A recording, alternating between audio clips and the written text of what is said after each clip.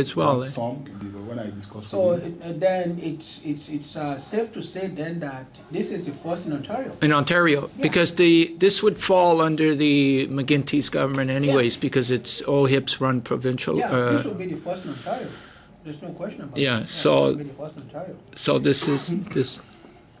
Yeah, because he kept mentioning BC, yeah. but didn't say anything about Ontario. Yeah, So it is safe to say this is the first in Ontario. first one in Ontario. Yeah, so Because most of their statistics are US and yeah, not more. yeah, that's And I asked the guy, okay, how many have you done here? He said, well, you know what?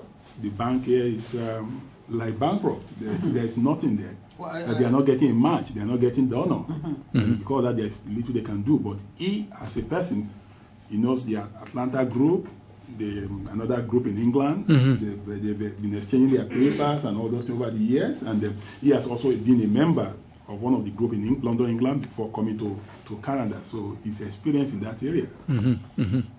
But they've been doing for other kids in Right. that area. We had sick kids, but not sickle cell. this is going to give a lot of comfort and hope to many families as well. That Yeah, you know. I share your sentiment there about trying to get John and Jada to eventually meet. I think that would be... Did you show him the picture? Yeah, this is Jada.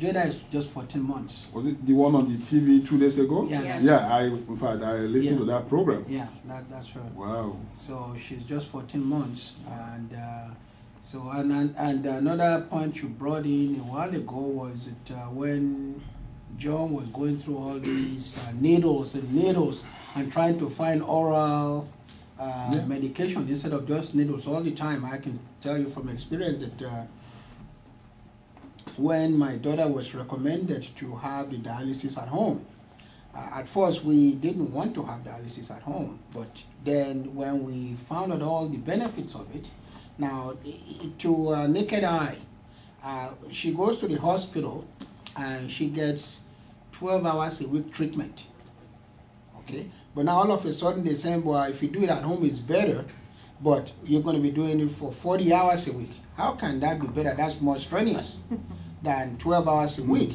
So we kind of ignorantly opt to, no, we're still in the hospital. We don't want all these 40 hours. But what we didn't realize at the time was that the 12 hours my daughter was getting was the minimum required to maintain life. Oh my God.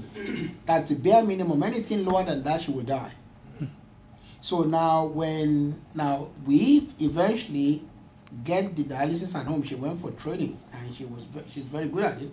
So as soon as we brought the dialysis home and she started doing it at home, her numbers just went sky high. Yeah. But now what I'm talking about, the oral medication you were talking about, is that when we go to England or United States, we still have to check into a hospital there for treatment.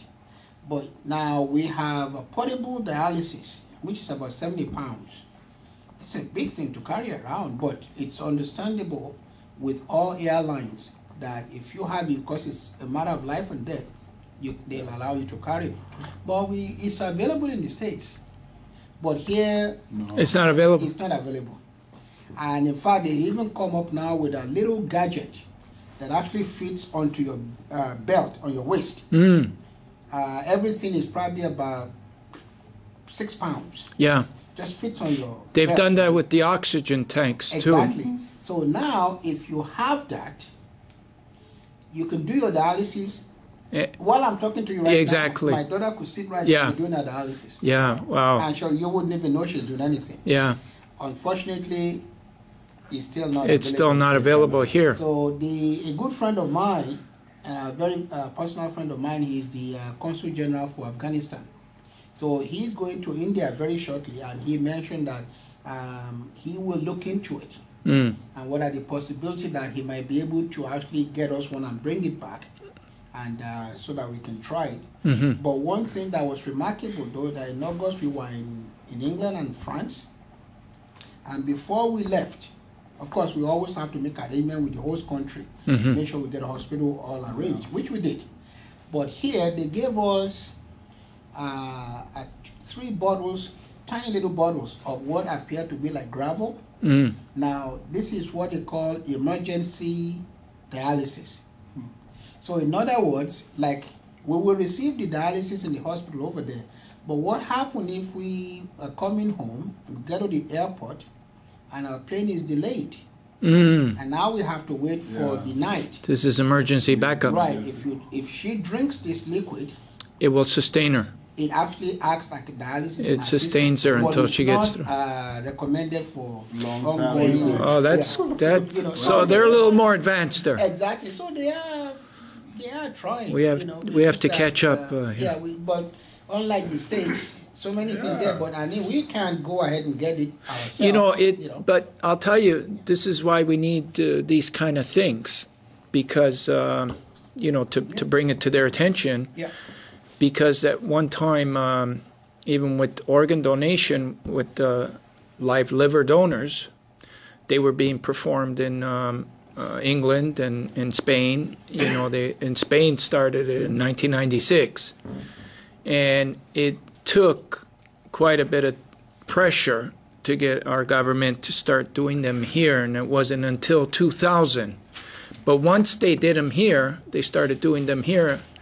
And they realized how important. Now they have the best team in the world here in Toronto for live liver donations. So if we put this kind of pressure and recommendations and get them to work, get them to because we have the talent here. We have great universities here with, it's just we have to tell them, look, it's more important to look at these things than to discuss your pay raise.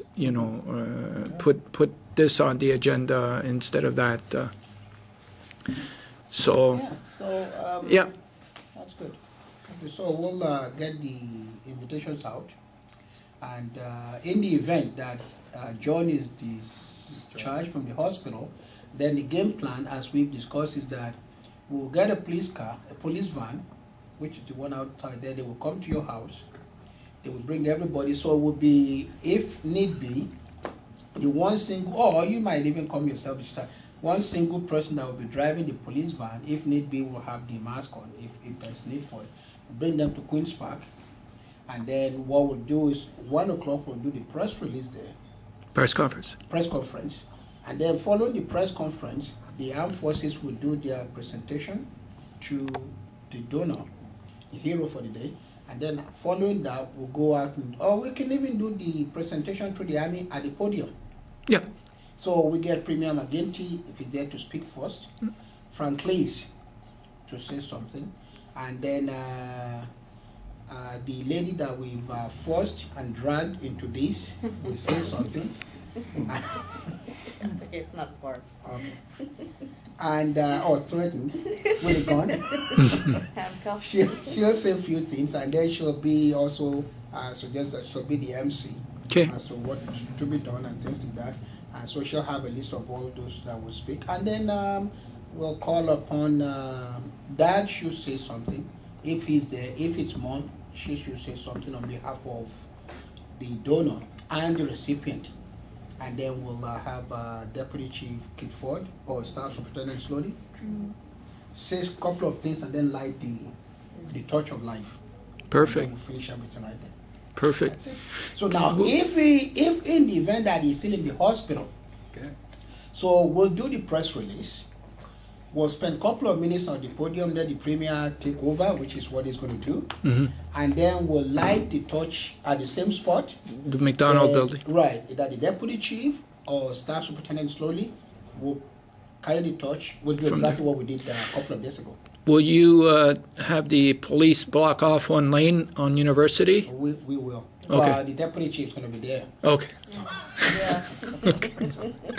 Sounds good to me. So we'll get more coverage. And once the letter comes or go directly to them, then what I would now request, because as you can see what happened a couple of days ago, I wasn't expecting that at all.